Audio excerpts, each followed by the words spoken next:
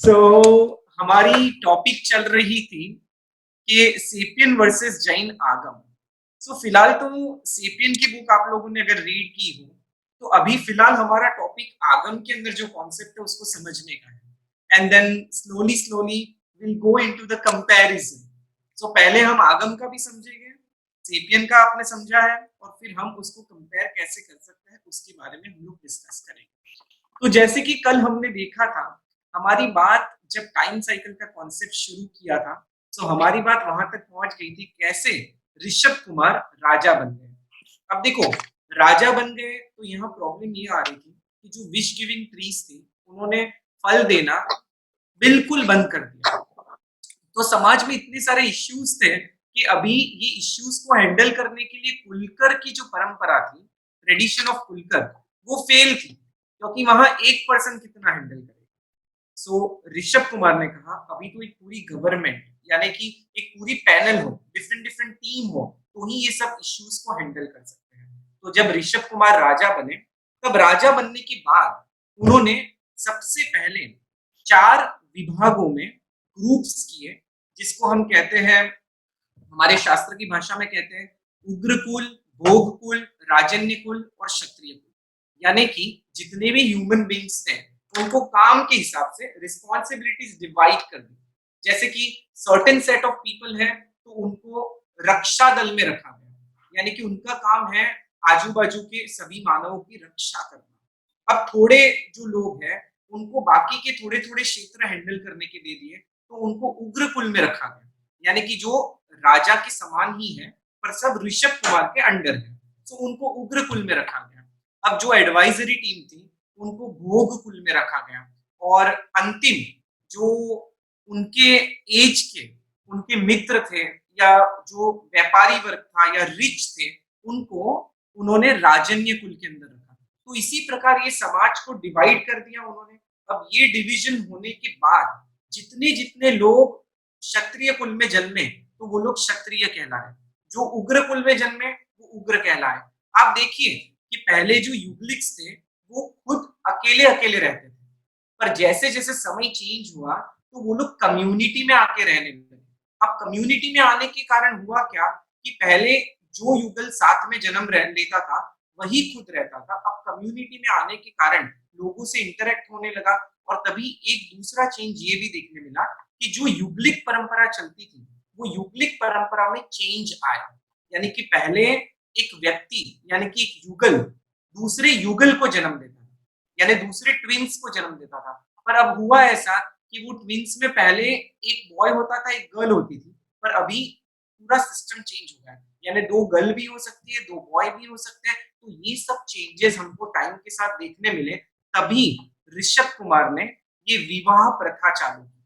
आप देखिए कि समाज की रचना कैसे होती है, विवाह, भाई बहन के संबंध, ये सब कैसे एस्टैब्लिश होते गए। अभी यहाँ और एक इंटरेस्टिंग बात मैं आपको बताना भूल गया कि ऋषभ देव के साथ जो कन्या जन्मी थी उसका नाम था सुमंगला।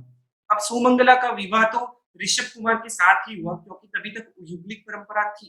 पर तभी एक ऐसा इंसिडेंट हुआ कि एक युगल वो एक पेड़ के नीचे खेल रहा था, और उसमें वो पेड़ का बड़ा फल नीचे गिरा, और वो युगल में से जो पुरुष था उसके ऊपर गिरने के कारण उसकी मृत्यु हो गई।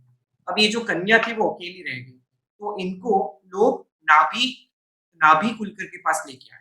तो नाभि कुलकर ने कहा कि अभी करना क्या है, तो ये ऋषभ की पत्नी होगी, यानी कि ऋषभ के साथ इसको जोड़ दिया। तब से बहुपत्नी प्रथा चालू हुई। आप देखिए, हर एक चीजों की शुरुआत कहीं ना कहीं हिस्ट्री में लिंक होगी। शायद ये हिस्ट्री हम लोग फिलहाल ट्रेस नहीं कर पाते, क्योंकि ये हिस्ट्री बहुत बहुत बहुत साल पहले हो गई। और जैसे हमने बात की कि हिस्ट्री को फाइंड आउट करना हो तो हमको कोई आर्टिफैक्ट्स चाहिए, रिटर्न प्रूफ चाहिए। फिर भी हमारे आगमों के अंदर रिटर्न फॉर्म में केवल ज्ञानी ने जो बताया वो चीजें हैं, तो उससे हम ये हिस्ट्री को जान पाते हैं, जिसे हमने शब्द प्रमाण के रूप में पिछले क्लास में जाना। अब हुआ ऐसा कि यहाँ ऋषभ कुमार राजा बन गए। उन्होंने लोगों को 4 दलों में विभाजित कर दिया, एक पूरी सिस्टम बना दी, और अच्छी से वो राज्य चलाने लगे। पर अब जो क्राइम्स होते थे तो वो क्राइम्स को हैंडल करने के लिए क्या करना, तो उसके लिए भी लॉज बनाने की जरूरत थी। तो उसमें जो लॉज बनाए, जैसे हम शाम दाम दंड भेद की राजनीति कहते हैं, पर यहाँ जो ऋषभ कुमार ने लॉ बनाए तो उसके अंदर अलग-अलग प्रकार की दंड नीति थी। देखो, पहले तो हक्कार, मक्कार और धिक्कार नीति थी, तो उससे काम नहीं चल रहा था। इसीलिए अलग-अलग प्रकार की दंड नीतियाँ बनाई, जिसमें अगर कोई अपराध करता है, तो उसे नज़रबंदी के अंदर रखा जाता है। अगर किसी ने ज़्यादा अपराध किया, तो उसको सीमा के अंदर ही कैद किया जाता है, कि इस सीमा के बाहर आप नहीं जा सकते। इससे कुछ ज़्यादा अपराध किया, तो खुद के घर के अंदर ही नज़र कैद रखा जाता है, इससे बाहर आप नहीं जा सकते। और अगर इससे कुछ ज़्यादा अपराध किया, तो उन्हें दंड दिया जाता था। तो इस प्रकार की अलग-अलग नीतियाँ भी डेवलप होने लगी। यानी आप देखिए कि जैसे-जैसे टाइम आया, जहाँ-जहाँ जो-जो चीज़ें ज़रूरत पड़ी, तो वो ऋषभ कुमार जो कि एक राजा की पोज़ीशन पे थे और जन्म से ही अवधि ज्ञान वाले थे, उन्होंने अलग-अलग नीतियाँ बनाई। अब बात होती है, जो इंटरेस्टिंग बात हम करने वाले हैं, वो है आहार के ऊपर। आहार यानी कि फूड। तो अभी प्रॉब्लम ये था कि तभी अग्नि की उत्पत्ति हुई नहीं थी। अब देखिए ये बहुत इंटरेस्टिंग कॉन्सेप्ट है। जैन आगमों में लिखा है कि अग्नि को उत्पन्न होने के लिए जो एनवायरनमेंट चाहिए, जो क्लाइमेट चाहिए, तब तक नेचर में वैसा क्लाइमेट नहीं हुआ था। अपने शास्त्रों में मिलता है कि अगर क्लाइमेट कंप्लीटली स्निग्ध होता है, यानी कि ऑयली और ह्यूमिड ह्यूमिड और अगर कंप्लीटली रुक्ष ड्राई होता है, तो उसमें अग्नि की उत्पत्ति नहीं होती। It should be mix of both. So अब हुआ ऐसा कि तब तक वातावरण इतना स्निग्ध था कि अग्नि की उत्पत्ति हुई ही नहीं थी। अब ऋषभ कुमार जानते थे कि ना कल्पवृक्ष फल दे रहे हैं, पर विभिन्न वर्षा के कारण हमने जो बात की थी दूसरे प्लांट्स वगैरह ग्रो होने लगे थे, तो उससे उनको कुछ फल, कुछ अनाज वगैरह मिल रहा था। पर अब अग्नि की उत्पत्ति जब नहीं हुई है, तो उसको खाना कैसे? तो ऋषभ कुमार ने उनको बोला कि आपको ऐसे ही खाना है। अब जब ऐसे खाने लगे तो उनको इंडाइजेशन होने लगा थोड़े टाइम के बाद। तो अभी इसको खाना कैसे? तो उन्होंने कहा कि हाथ में मसल के खाना है। आप देखिए ऋषभ कुमार अवधि ज्ञान से जानते थे कि अग्नि क्या है, पर इन्होंने तो कभी अग्नि देखी ही नहीं। अब जब इन्होंने देखी ही नहीं है, तो वो डिस्क्राइब कैसे करेंगे? यानी डिस्क्राइब करेगी भी तो इनको समझ में कैसे आएगी? जैसे मैंने एक बहुत सिंपल स्टोरी एक पढ़ी थी कि एक राजा जंगल में जाते हैं और घोड़े की सवारी करके जाते हैं और घोड़े को टेस्ट करने गए थे कि घोड़ा कैसा भागता है। तो ये घोड़ा इतना फास्ट भागता है कि राजा जंगल में पहुँच जाते हैं और जंगल में इतने अंदर पहुँच जाते हैं और इतने थक जाते हैं क्योंकि घोड़ा रुकने का नाम ही नहीं ले रहा था। अब राजा बहुत ही डिहाइड्रेट हो गए, वो जंगल में गिर गए। अब गिर गए तो वहाँ एक कबीले में आदिवासी लोग रहते थे, ट्राइबल लोग। तो ये ट्राइबल लोग ये राजा को देखा तो उनके पास आए, उनको पानी पिलाया और उनकी मूर्छा दूर की। अब देखो राजा की लैंग्वेज अलग है, इनकी लैंग्वेज अलग है। तो राजा को उन्होंने अच्छी से उनका टेक केयर किया, उनको ठीक किया और एक आदिवासी था, वो राजा की बहुत देख-रेख रख रहा था। तो राजा ने उसको कहा कि तू मेरे साथ मेरे राजमहल के यहाँ चल, 2-3 दिन आ। अब बॉडी लैंग्वेज में बात हो रही है। अब राजमहल में गया तो वहाँ उसको जलेबी खिलाई। जलेबी इतनी भाई कि ना पूछो बात। सुबह भी जलेबी खाई, दोपहर को भी जलेबी खाई, शाम को भी जलेबी खाई। अब ये आदिवासी वापस खुद की बस्ती में जाना चाहता था। अब बस्ती में जब गया, तो उनको लोगों ने पूछा कि तूने वहाँ क्या किया? तो वो कहता है कि मैंने वहाँ जलेबी खाई। अब वो बोलते जलेबी कैसी होती है? तो अब वो कैसे डिस्क्राइब करेगा जलेबी का टेस्ट? वो आम जैसी होती है? वो दूसरे कोई फ्रूट जैसी होती है? नहीं, पॉसिबल नहीं है। यानी जिसने टेस्ट किया है वही डिस्क्राइब कर सकता है। तो उसी प्रकार ऋषभदेव को मालूम था, बराबर? तो वो डिस्क्राइब भी करते तो उसको समझ में ही नहीं आता क्योंकि उन्होंने कभी एक्सपीरियंस किया ही नहीं है। इसीलिए उन्होंने कहा कि आप हाथ में मसल के खाइए। अब वो भी डाइजेस्ट नहीं होने लगा, तो उन्होंने कहा कि आप पानी में भिगा के बाद में खाइए। अब ऐसे करते-करते समय व्यतीत होने लगा और वातावरण चेंज हुआ और अग्नि की उत्पत्ति हुई। कैसे उत्पत्ति हुई? तो 2 वृक्ष की डालियाँ के बीच में फ्रिक्शन होने से अग्नि की उत्पत्ति हुई। अब जब अग्नि की उत्पत्ति हो गई तो ऋषभ कुमार को मालूम पड़ गया कि अब अग्नि की उत्पत्ति हो गई है तो अब अनाज पका के खाया जा सकता है। तो उन्होंने युगलिकों को कहा कि आप अग्नि में अनाज को पका के खाओ। अब तब हुआ ऐसा कि ये सब अनाज अग्नि में डालने लगे क्योंकि पहले तो कल्पवृक्ष की आदत थी, तो उनको लगा अग्नि में डालो, अग्नि पका के दे देगी। पर इससे क्या होने लगा कि अग्नि के अंदर अनाज डालने के कारण वो पूरा अनाज जल गया। तो ऐसा ही होने लगा। तो वो लोग ऋषभ कुमार के पास आए और उनको कहते हैं कि आपने तो कहा कि अग्नि में पका के खाओ, पर अग्नि में हम जितना डालते हैं, उतना उसके अंदर भस्म हो जाता है। हमें तो लगता है ये कोई राक्षस है, जो जितना डालो उतना खा जाते हैं। तब ऋषभ कुमार ने कहा कि ऐसे नहीं, आपको कुछ वेसल रखना चाहिए अनाज और अग्नि के बीच में। तो अब यहाँ प्रश्न हुआ ये वेसल क्या होता है? तो तभी ऋषभ कुमार ने उनको वेसल का आर्ट सिखाया, यानी कि जिसको कुंभार कला कहते हैं, कि हम लोग पॉटरी पॉटरी का जो आर्ट होता है कि वो कैसे बनाते हैं। तो उन्होंने हाथी का जो गंड स्थल होता है उसके बीच में एक हॉलो स्पेस होता है, हॉलो थोड़ा पोर्शन, तो एक मट्टी का पिंड मंगवाया और वहां रख के पूरा उन्होंने एक वेसल बना के उनको दिखाया कि इसको वेसल कहते हैं, और फिर धीरे धीरे ये पॉटरी का आर्ट डेवलप हुआ। आप देखिए कि कोर कहाँ से शुरुआत होती है। हम जैसे जैसे देखेंगे कि अभी तक अग्नि की उत्पत्ति हुई नहीं थी, अग्नि की उत्पत्ति नहीं हुई तो वेपन्स नहीं बन सकते हैं, औजार नहीं बन सकते, क्योंकि आपको माइन में से और मिल जाएगा, पर उसको हीट करके वेपन्स बनाने के लिए, यानी कि अगर आपको एग्रीकल्चरल रिवॉल्यूशन लाना है, एग्रीकल्चर और आपको एग्रीकल्चर कृषि करनी है, तो उसके लिए औजारों की भी आवश्यकता है।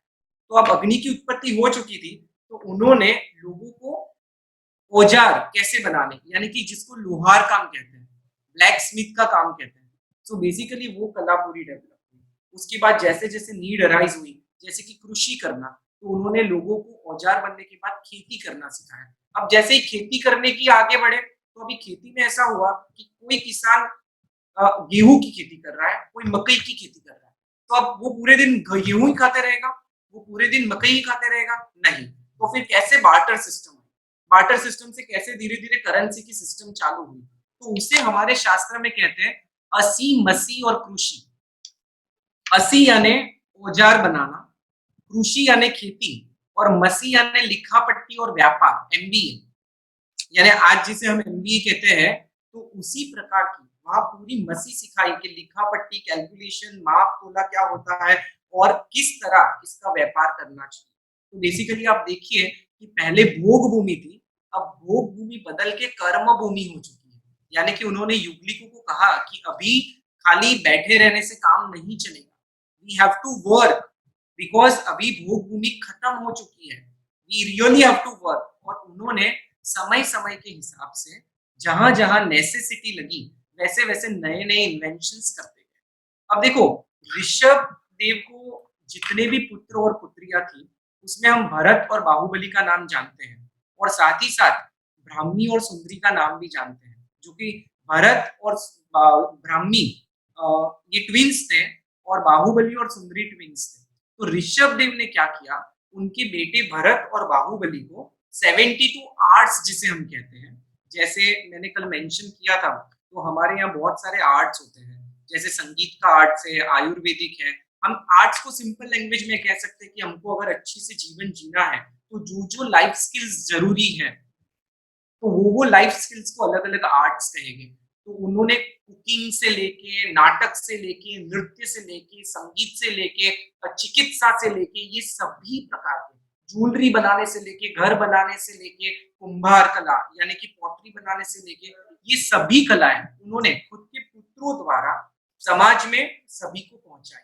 और साथ ही साथ वो एम्बीडेक्स्ट्रस थे। एम्बीडेक्स्ट्रस यानी दोनों हाथ से काम कर सकते हैं। तो एक हाथ से खुद की बेटी ब्राह्मी को 18 लैंग्वेजेस सिखाई, और सुंदरी को, उनकी बेटी को गणित सिखाया।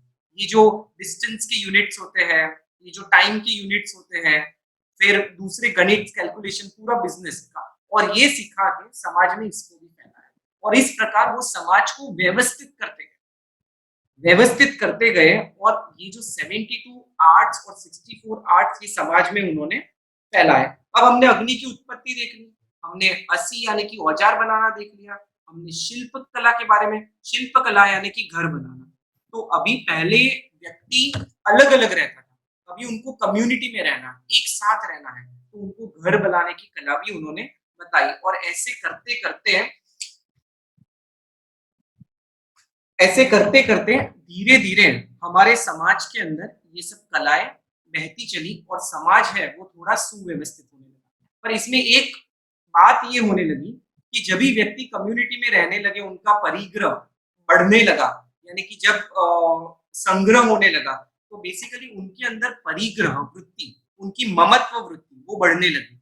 लोग एक में से जेलसी, क्रोध, कंपटीशन, ये सब लक्षण दिखाई देने लगे। और ये सब लक्षण जब दिखाई देने लगे, तभी ऋषभ कुमार ने आगे क्या डिसीजन लिया कि इस चीजों से भी व्यक्ति को कुछ और चीजें दिखानी है, उसके बारे में हम लोग नेक्स्ट क्लास में बात करेंगे।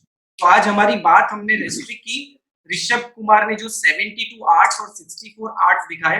आज मैं फिर कहता हूँ कि अगर आपको इसके सबके पेंटिंग्स देखने हो और नाम के साथ देखना हो तो आप पालीताना जब भी जाओगे तो जो ऋषभदेव भगवान की 108 फीट टॉल प्रतिमा बनी है गोल्ड कलर में, उसके नीचे वहां ये 72 आर्ट्स के पेंटिंग है, 64 आर्ट्स के पेंटिंग है।